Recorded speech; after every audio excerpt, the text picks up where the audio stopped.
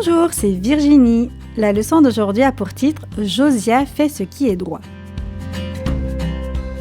Le verset à mémoriser se trouve dans 2 Rois 22, verset 2. Josia fit ce qui est droit aux yeux de l'Éternel. T'es-tu déjà trouvé dans une situation où un ami te demande de faire une chose que tu sais que tu ne devrais pas faire? Est-ce facile de dire non? Josia était entouré de gens qui faisaient le mal, mais il a appris à dire non et à transformer tout son pays. Le roi Josia n'était pas du tout comme son père le roi Amon, ni comme son grand-père le roi Manassé. Son grand-père a fait beaucoup de mauvaises actions. Il avait construit des temples pour que le peuple adore de faux dieux et les étoiles du ciel. Il avait même offert l'un de ses fils en sacrifice à un de ses dieux. Le roi Manassé avait construit d'étranges idoles et des autels dans le temple de Dieu. Il parlait aux mauvais anges et avait fait tuer beaucoup de personnes innocentes. Pendant le règne de Manassé, le livre de la loi de Dieu disparut. Les sacrificateurs auraient dû lire ce livre au peuple chaque jour. Sans le livre, le peuple ne pouvait pas entendre parler de Dieu. Le père de Josia, le roi Amon, fit même pire. Ses officiers le détestaient tellement qu'ils l'assassinèrent dans son propre palais. Le peuple tua alors ses officiers. Et c'est ainsi que Josia devint roi alors qu'il n'avait que 8 ans.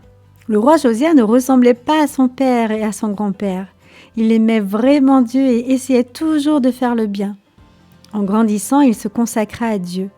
Quand le roi Josia eut 20 ans, il commença à éliminer toutes les idoles et les autels des faux dieux. Il détruisit leurs temples et abattit leurs autels. Il demanda que l'on réduise les idoles en poussière.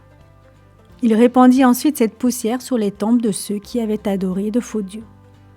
Quand le roi Josia eut 26 ans, il décida de purifier le pays et de restaurer le temple. Il envoya son secrétaire, Shaphan, chez Hilkidja, le souverain sacrificateur. Avant le départ de Shaphan, le roi Josia lui donna ses instructions. « Dis à Hilkidja de rassembler tout l'argent que le peuple a donné à ceux qui ont la garde de la porte du temple, dit-il. Dis-lui que cet argent doit être utilisé pour réparer le temple. Il devra le donner aux constructeurs qui devront payer les ouvriers et acheter le matériel nécessaire. » Shaphan entra dans le temple et trouva Hilkidja. Hilkidja écouta attentivement les instructions du roi Josia. Il demanda immédiatement au sacrificateur qui avait la garde de la porte de rassembler l'argent. Le temple serait restauré. À ce moment même, Hilkidja avait des nouvelles à communiquer au roi Josia. Il dit à Shaphan « J'ai trouvé le livre de la loi. Regarde, dit-il en brandissant un livre. Il était resté ici, dans le temple. » Hilkidja tendit le livre à Shaphan qui lut quelques paragraphes. « Le roi doit voir cela, s'exclama-t-il. Porte-le lui, s'il te plaît, demanda Hilkidja. Et Shaphan le fit. Nous saurons la semaine prochaine ce qui se passa quand le roi Josia reçut le livre qui avait été perdu pendant si longtemps.